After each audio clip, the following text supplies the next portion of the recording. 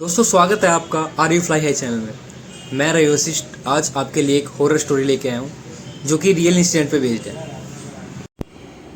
मेरी वीडियो बनाने का मोटिव है कि आप इन चीज़ों से दूर रहें जो कि पैरानॉर्मल एक्टिविटीज़ हैं और यह आपका पीछा नहीं छोड़ती अगर आप इस दलदल में फंस जाते हैं। तो आज मैं आपके लिए एक हॉरर स्टोरी लेके आया हूँ जो कि रियल इंसिडेंट पे बेस्ड है। आज का जो रियल इंसिडेंट है यह साहिल का है जो कि मध्य प्रदेश के रहने वाले हैं।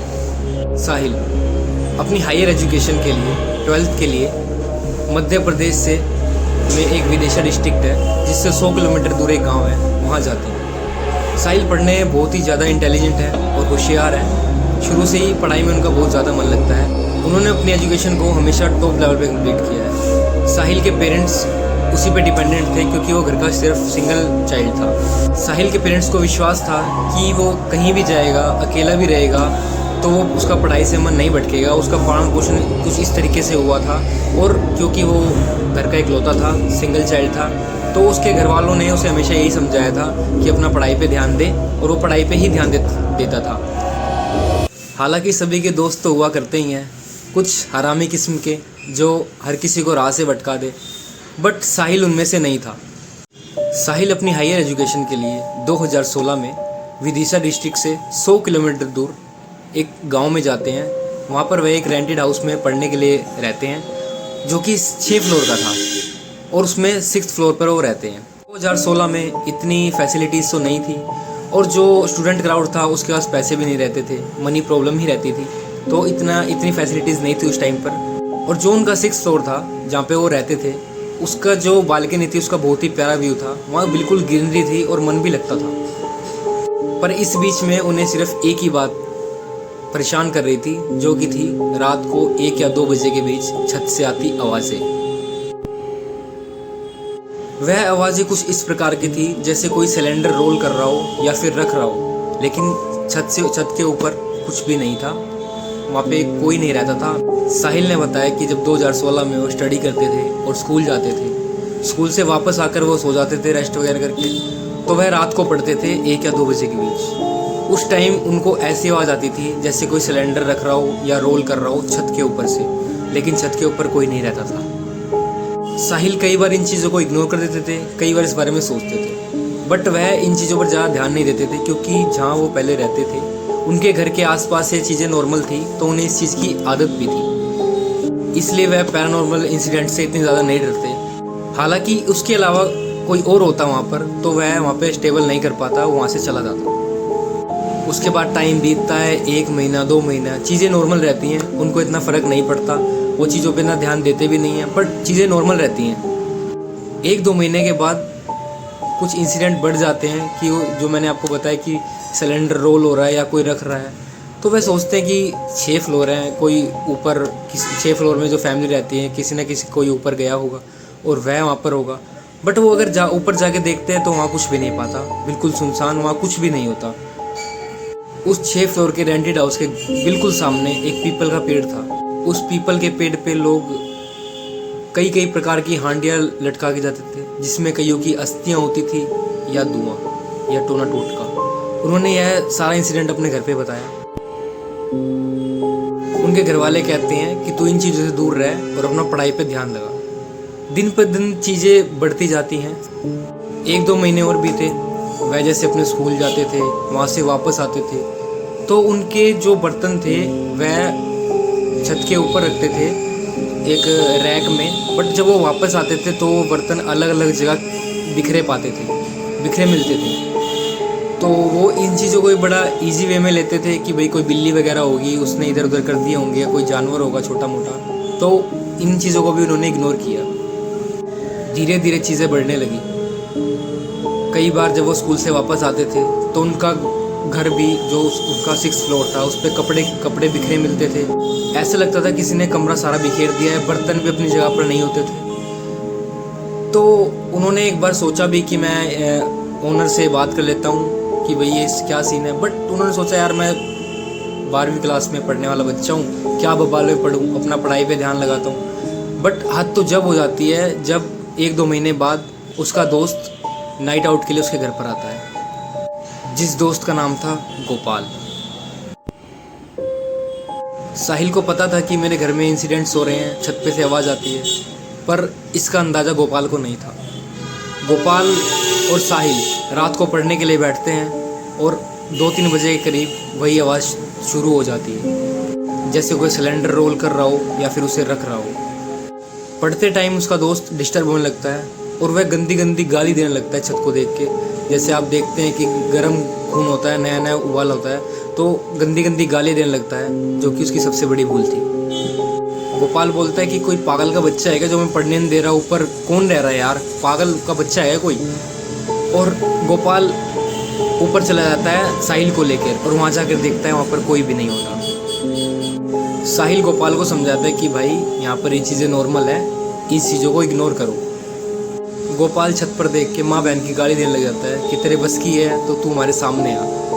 और कहते हैं ना, इन चीज़ों को कभी भी चैलेंज नहीं करना चाहिए, हालांकि जब उसका टाइम हो, रात का टाइम। गोपाल तो सुबह चला जाता है, बट साहिल के साथ एक्टिविटीज़ शुरू हो जाती है। हालांकि जब वो सोते थे तो उन्हें लगता था कि कोई उनका कंबल उतार रहा है, कंबल खींच रहा है।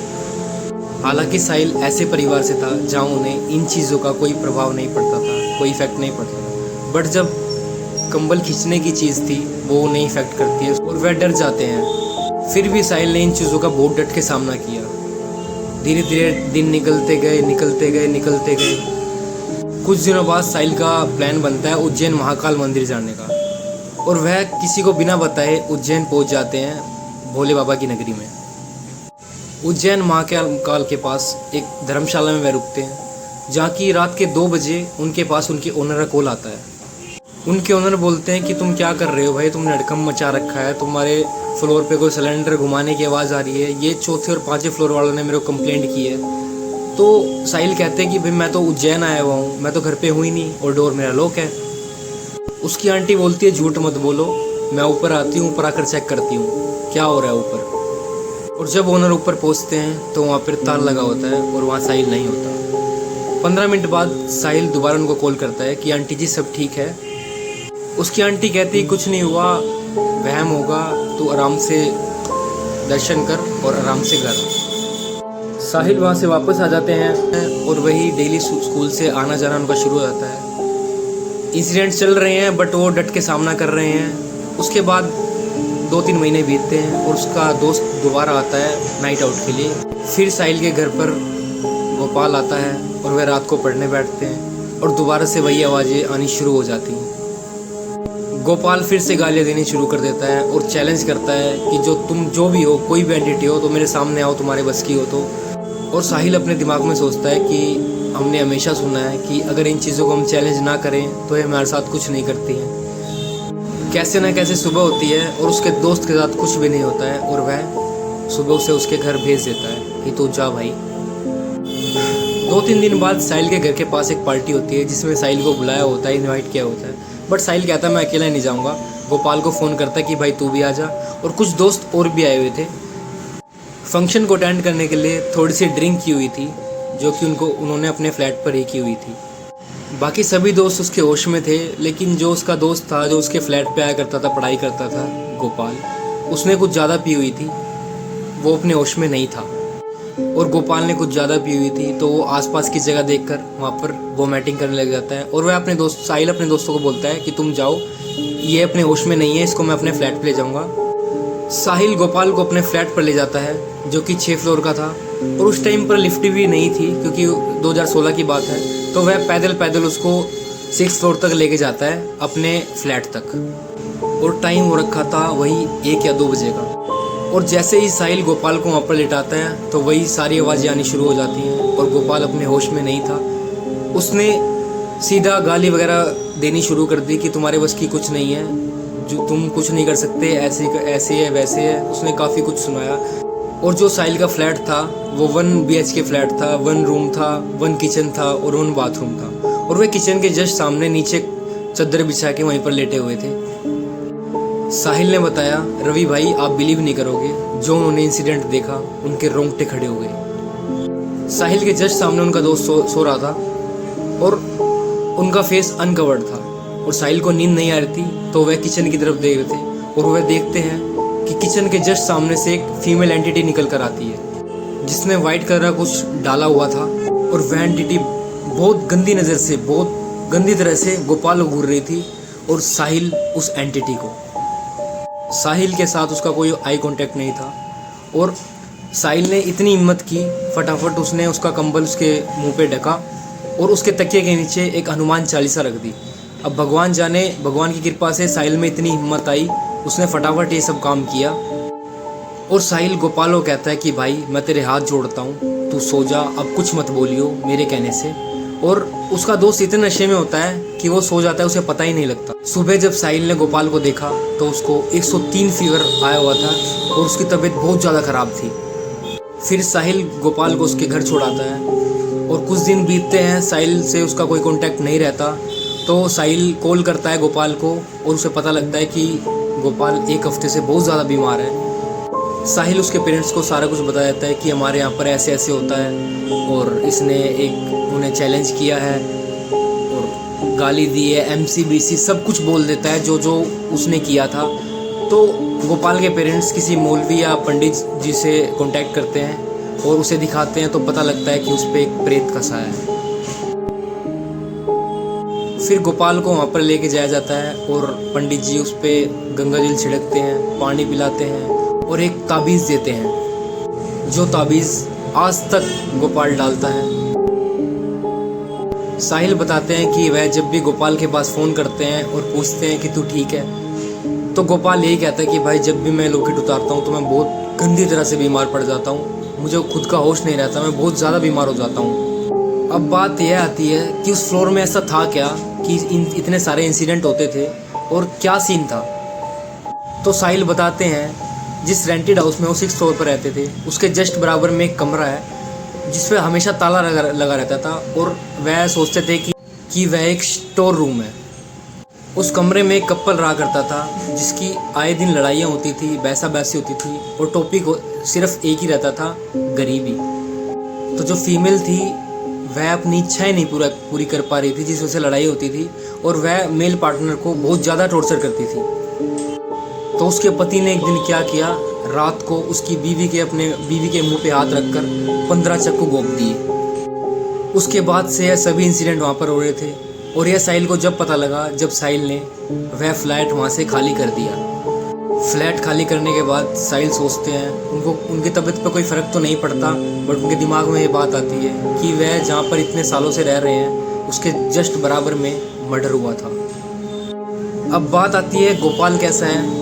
गोपाल बिल्कुल ठीक है, बट वह आज तक ताबीज़ पहन रहे हैं। और साहिल यही बताना चाहते हैं इस वीडियो में कि कभी भी इन चीज़ों को चैलेंज नहीं करना चाहिए। अगर आप कहीं पर रह रहे हैं, आपको पता है यहाँ पर पैरानॉर्मल एक्टिविटीज़ हो रही हैं, तो उसे इग्नोर कीजिए। जब तक आप उन्हें कुछ नहीं कहेंगे वो आपको कुछ नहीं कहेंगे। अपना ऑरा स्ट्रॉन्ग रखिए और प्लीज़ ये वीडियो अपने सभी दोस्तों को शेयर कीजिए जो कि पीजीज़ में रह रहे हैं और बाहर रह रहे हैं, आपकी फैमिली मेम्बर, सभी को शेयर कीजिए ताकि आप ये गलती ना करें। और शायद जिस दिन वह एंटिटी किचन के सामने खड़ी थी और गोपाल नशे में था और वह वहाँ पर गाली दे देता, तो शायद आज गोपाल हमारे बीच में ना होता। उस दिन गोपाल ने गालियाँ नहीं दी और उसकी जान बच गई। अब गोपाल यही बताते हैं कि इन चीज़ों को कभी भी चैलेंज नहीं करना चाहिए, कभी भी इनको उल्टा नहीं बोलना चाहिए। शायद क्या पता है किस रूप में हमें घायल कर दें, हमें अंदाज़ा भी नहीं है। तो मैं यही कहना चाहूँगा दोस्तों, अगर कभी भी आपके साथ ऐसा कुछ इंसिडेंट हुआ है तो आप मेरे को शेयर कर सकते हैं। मैं नीचे जीमेल आईडी और इंस्टा आईडी मेंशन कर दूँगा। आपके साथ कभी भी कुछ हुआ है तो आप मेरे पास सेंड करें, मैं अपनी आवाज़ में आपकी स्टोरी को नरेट करूँगा।